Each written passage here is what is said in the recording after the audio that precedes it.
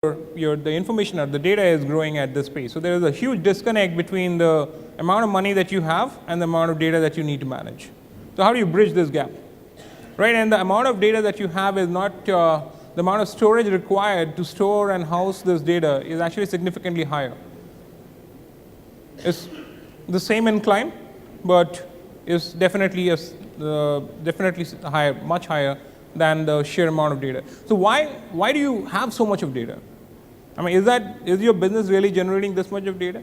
The reason why you have so much of data is because you need to store your data in multiple places, multiple number of times. So the actual amount of data gets compounded and multiplied because of several reasons. The first is you back up your data, so you need to store that data.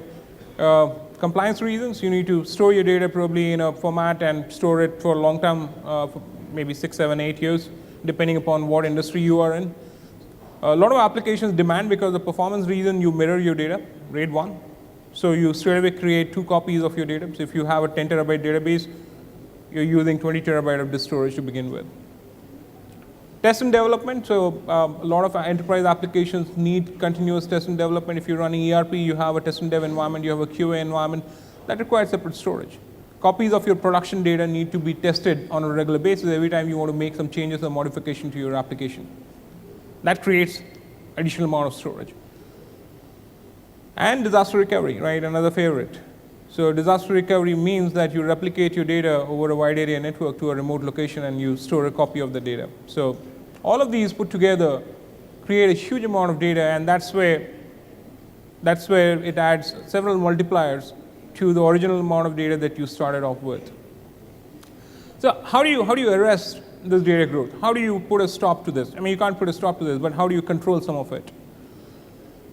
So thankfully, the storage industry has been innovating. They realize that this is the problem, this is the challenge. So there are a bunch of technologies which are available, which are at your disposal today, which you can use to bring down the difference between these two curves. So you can use technologies like snapshots, you can use technologies like deduplication, you can use technologies like compression to reduce the gap between the data volume and the original data copy that you started off with.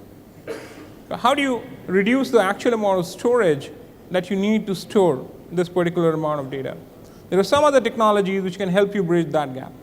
So you can use technologies like thin provisioning, you can use technologies like virtualization, storage virtualization, to further reduce the gap between the amount of storage required and the pace at which your budgets are growing. But there's still a gap, right? And how do you still bridge that gap?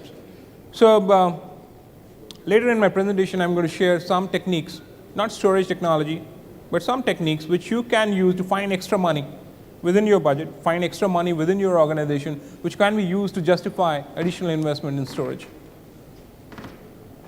So fundamentally, if you're going to do one thing to drive efficiency in your data center, in your business environment, you must look at shared infrastructure environment. So what we have done over the last couple of decades is that we have built application-specific silos. So depending upon your business-critical application, if you're running a core banking application, or if you're running a billing application or a CRM application, you have built an application-specific silo. You have dedicated servers to run your application, you have dedicated storage to store your data, and you have a dedicated network. It's worked well, nothing wrong with that architecture, except that it introduces a huge amount of inefficiency into your data center architecture. So how do you make your data center more efficient? You got to build a shared infrastructure. Infrastructure, instead of having dedicated servers for every application, have a common pool of resources which can be carved out, which can be virtualized and carved out based on the demands that a particular application makes on compute, on storage, on network. That's the fundamental aspect, that's the fundamental architectural change which is going to deliver the huge maximum amount of benefit in your data center. So when you want to drive service efficiency, right, some of the things that you need to look at are build a service catalog, make it self-service, let your users decide what they want, how they want, ration it, make a policy based on who is eligible for what, but at the same time, let your users do it. Run service analytics, what's the quality of service, how it can be improved. Introduce a lot of automation so that people could do their own stuff. So coming to mastering IT economics, and I said earlier that IT is no longer just about technology, but it's about technology and more about economics.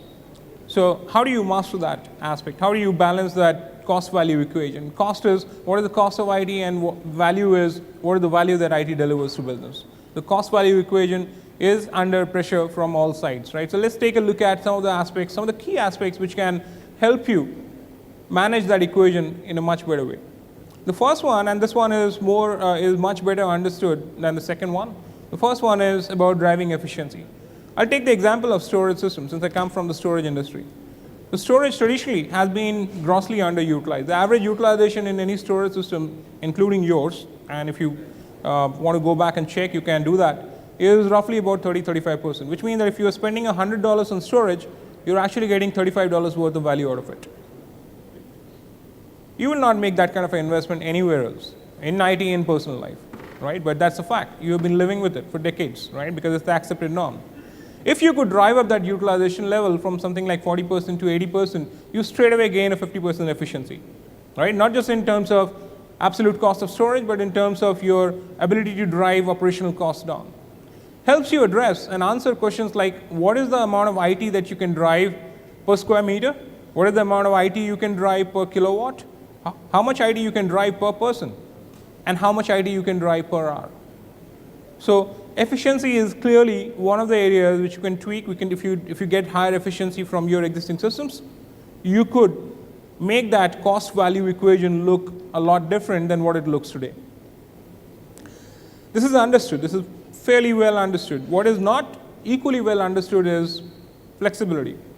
So the two key aspects of this cost-value equation are flexibility and efficiency. So what does flexibility mean? What does flexibility bring to the table? In technical terms, flexibility is your ability to provision infrastructure keeping pace with business needs, keeping pace with application owners' requirement, keeping pace with users' requirement. If a user says, I need it now, I need 10 more servers, and I need 10 terabytes of storage, how quickly can we give it to them? That's provisioning. How does it help your business? It helps you bring products to market much faster. A product which, using traditional techniques, would have taken a year to get off the ground, you could crash that time frame to maybe 3 months. Respond to competitive pressures and competitive threats much faster. Use IT as a competitive differentiator, because it doesn't matter which industry you are in, whether you are in telecom industry and you're trying to launch a new billing scheme, or you're in the banking, you're a banker and work for a bank and you're trying to introduce a new scheme for your consumers. This could come to your aid. You could launch a new service much faster than your competitors.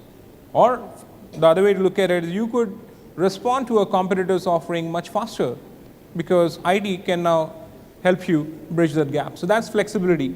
And when you combine the two, efficiency and flexibility, you have a cost-value equation that looks much better.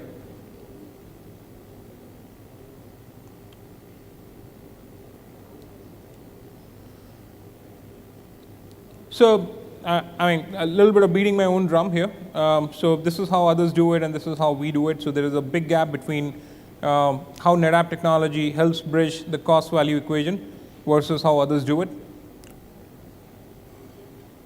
And we do it because we don't try to solve the entire problem alone.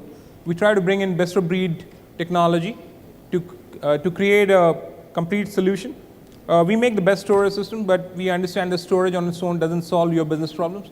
To solve your business problems, we must partner with other best-of-breed solutions, like from people like Microsoft, VMware, Cisco, Citrix. We work with these people, create a comprehensive solution, and help you solve your business problems and challenges. All right, so where do you find money to fund this change? Right, so we talked about the challenge, that your needs are higher, greater than the budgets that you have. So where do you find the additional amount of money? So here are some startling revelations. By 2010, NetApp had saved, using just one of our storage efficiency technologies called deduplication, 1 exabyte of storage. Right, and like I said, what is exabyte? I don't know myself. Right? It's a 1 with a lot of zeros behind it. But let's translate this number in terms of dollars or euros, let's say. 1 exabyte is roughly equal to 5.5 billion euros in terms of capex and opex costs. Now that should make sense to most of you. That's the impact of efficiency as a technology. So how do we find more money? You can put dead money back to work by reviewing our storage resource, book value, looking at the depreciated value of the infrastructure, analyzing the existing storage infrastructure, increasing the asset value of our existing asset by introducing storage efficiency features like thin provisioning, deduplication, compression. Measure the deferred spending savings. So all the savings that accrue to your account because you manage to defer investment are rarely measured. Once you start measuring that, you have a much more convincing story, and you can actually invest some of those dollars back into IT and building more efficient infrastructure. So the last thing that I wanted to talk to you about was responding to business needs. So specifically to storage, when you look at a storage option for your business needs, for your application needs, for your data center, what do you look for? We can get caught up in a lot of technology jargon. However, I will give you 4 fundamental things that you should expect from every storage system that you have in your data center. The first one is, can it help you drive higher revenue? Second one is, can it help you drive improved operation? The third one is, can it deliver a better return on your assets? And the fourth one is, can it help you increase shareholders' value? Now, I bet you never looked at storage this way, right? I mean, how does storage help you deliver that? I'm not going to talk a lot about how it can do that, but I'm going to share one example for each of these.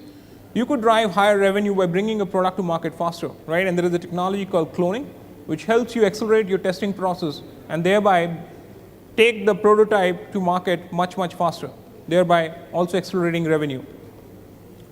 Next one is improved IT operations. How do you do that? So there's a tool called on-command provisioning, which helps you keep pace with the needs that your users throw up, the challenges that your users throw up on a regular basis, thereby speed up IT resource provisioning. How do you get better return on assets? There's a technology called V-Series and a bunch of storage efficiency features, which you put in front of your existing investment, whatever investment you might have today in your data center, helps you drive up the efficiency levels of your existing infrastructure. Therefore, you can get better return on your assets. And lastly, increasing shareholder return. How do you do that? You can by bringing in consolidation and efficiency. So if you're planning to build a new data center, and by using some of these efficiency techniques, you can defer that decision. You can eliminate the need to build a second data center or a third data center. You are creating additional value for your shareholders. I'll summarize all the benefits in the form of a case study. So some of you may be familiar with Suncorp. It's one of the largest financial services conglomerate in Australia. It's a $15 billion company. Here are some of the things that they did and managed to achieve just by innovating on storage. The first was they managed to consolidate 7 data centers to 2. That would mean a significant amount of benefit to any of you. They cut their time to provision from 2 hours to 2 minutes. They improved their storage utilization levels by 40%. Right? And with the size of storage deployed in the environment, that meant a huge amount of Australian dollars. They reclaimed about 400 terabytes of unused storage. They had, from the existing storage that they had in the data center, they could reclaim 400 terabytes of storage simply by using some of these storage efficiency techniques. So that was about what they did with technology. How did that translate into business benefits? So they freed up 30% of their budgets, which could be reinvested into IT innovation. They could respond faster to business needs. They launched a mobile banking application in a matter of weeks with 0 incremental investment. So they didn't have to find any additional budget to launch that new application. They rolled out a new application with 0 funding. They developed a new application, which is what they call the ATM finder. So if somebody has a smartphone, right, and they're trying to find out which is the closest ATM in the vicinity, they could use that mobile app to find out the closest ATM. And they rolled out that application again in a matter of 3 weeks with no additional investment. Right, and with that, I'll close. And if you have any questions, I'll be more than happy to answer. And if we can't have questions due to lack of time, I know I got flagged out twice, I'll be more than happy to address any question at the end of it. I and my team are there at the back of the room.